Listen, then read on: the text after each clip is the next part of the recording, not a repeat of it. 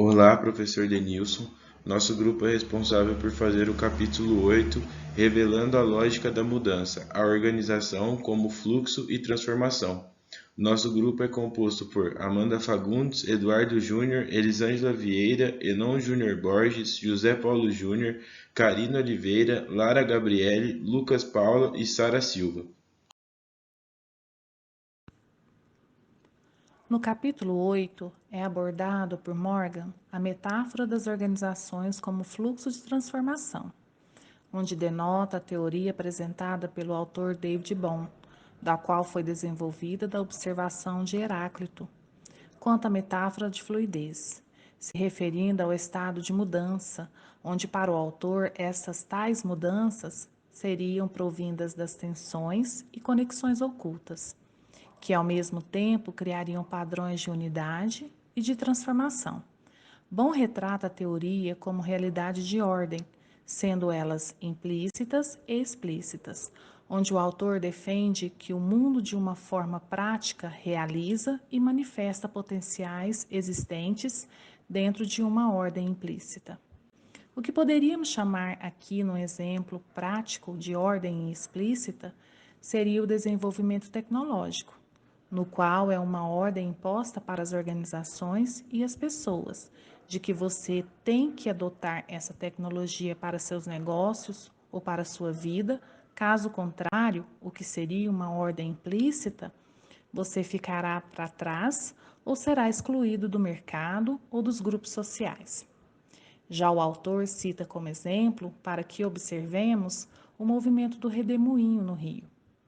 Partindo de tudo que foi dito, Morgan traz nesse capítulo a abordagem das 4 lógicas da mudança.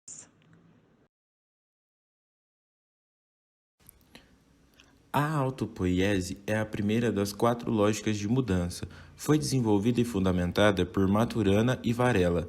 Essa teoria nos traz um pensamento totalmente diferente do convencional em se tratando das relações humanas com o meio em que estamos inseridos.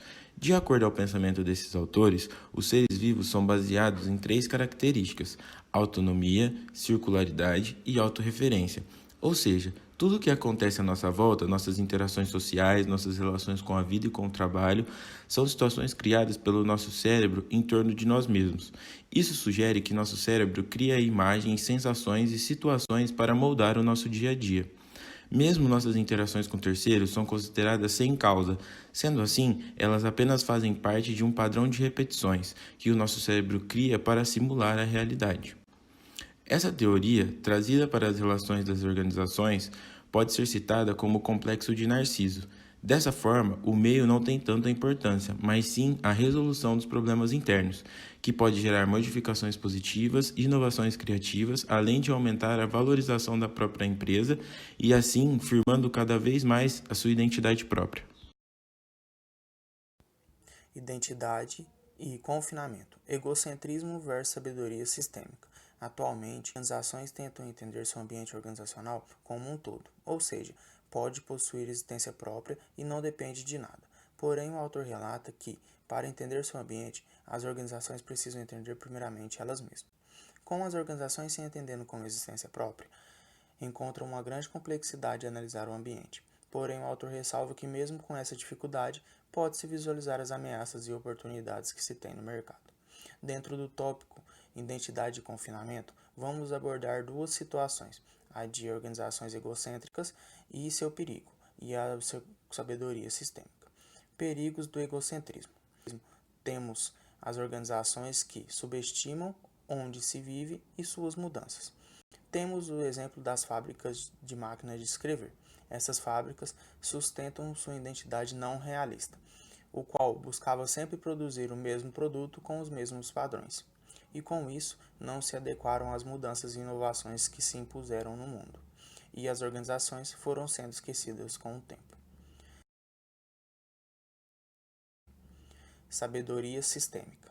Na segunda abordagem, temos a sabedoria sistêmica, onde, nessa perspectiva, as organizações se preocupam com as mudanças e as inovações que surgem. Tem na sua identidade organizacional uma essência de sempre estar buscando evolução.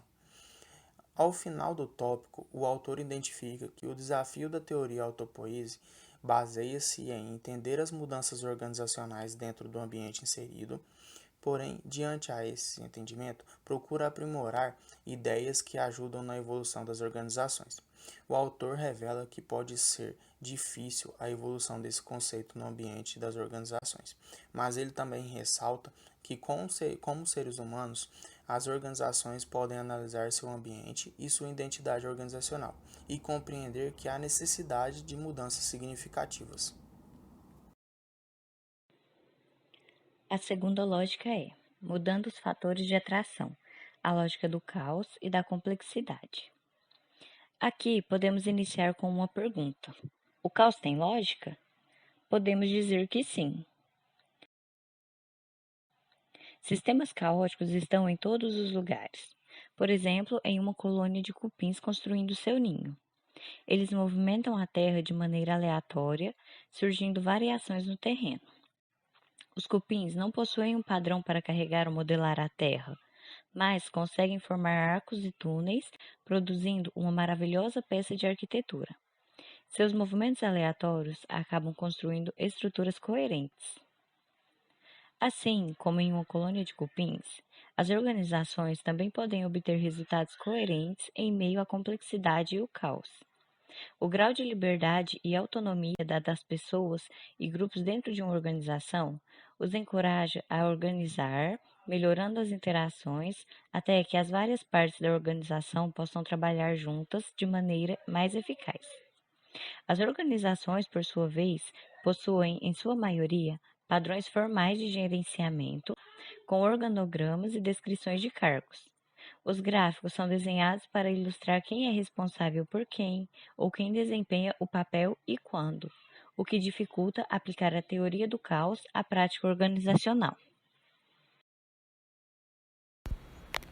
Afinal, o que é organização? Será que a organização se resume em padrões?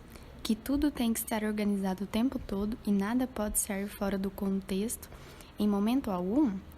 Na administração moderna, é preciso aprender a arte de administrar e mudar conceitos, como usar pequenas mudanças para criar grandes efeitos, viver com a transformação contínua e a ordem emergente como algo natural, estar aberto para novas metáforas que possam facilitar o processo de auto-organização.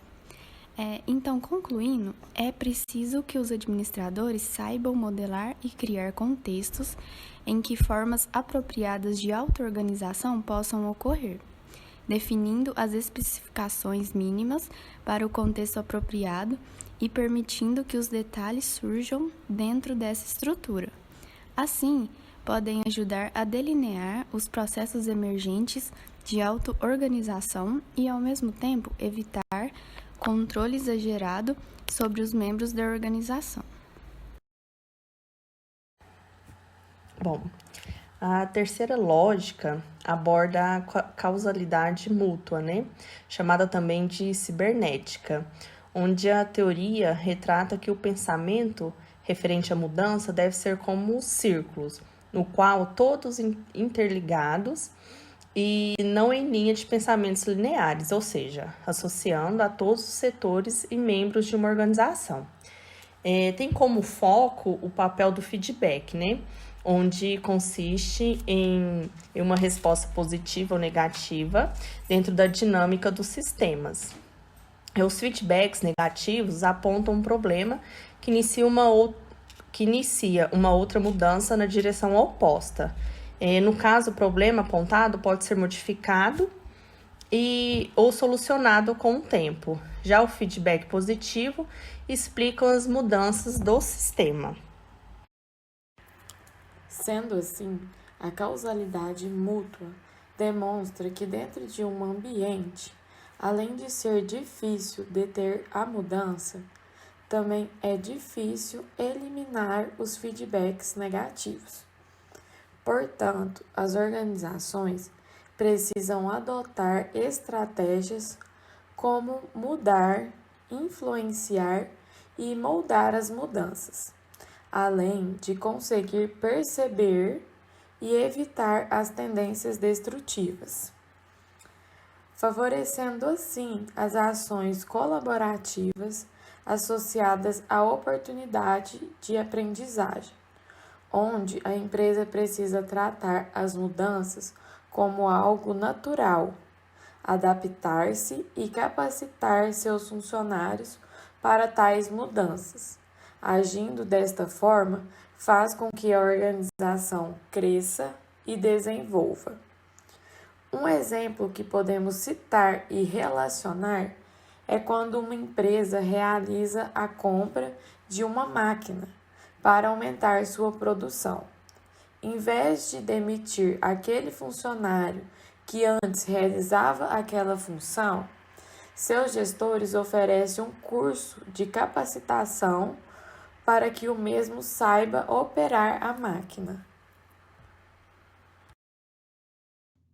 Para Hegel, as coisas são intrinsecamente contraditórias e por isso estão em constante movimento ou transformação, ou seja, a existência contém em si a sua própria negação. Para entendermos melhor, temos, por exemplo, um ovo. A existência dele possui um ponto de partida. Temos também uma antítese, que significa a gema e a clara, mas não é um ovo, e sim uma gema e uma clara, por isso temos a negação da tese.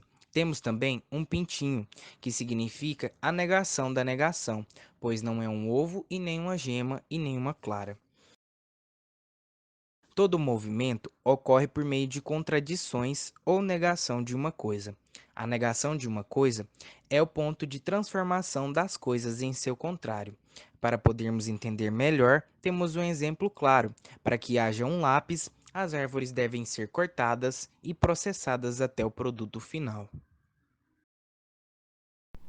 A dialética da administração consiste em abordar os problemas sociais na vida das organizações sobre manifestações de contradições primárias e secundárias, como, por exemplo, o desemprego estrutural generalizado geralmente surge de uma contradição primária pela busca da redução de custos e maximização dos lucros, e com isso se gera contradições secundárias por oposições sociais, como, por exemplo, a disputa entre empregados e desempregados, entre nativos e imigrantes em busca de emprego e entre empresas e sindicatos. As contradições secundárias não podem ser resolvidas por si só, e sim pela avaliação das contradições primárias que as geram. O gerenciamento do paradoxo revela que é necessário gerenciar as contradições de maneira que se controle suas reações, para que as contradições secundárias não afetem no desempenho da implementação de novos sistemas organizacionais. Como, por exemplo, a empresa que deseja aumentar a autoridade de seus colaboradores, buscando dar maior controle sobre suas decisões.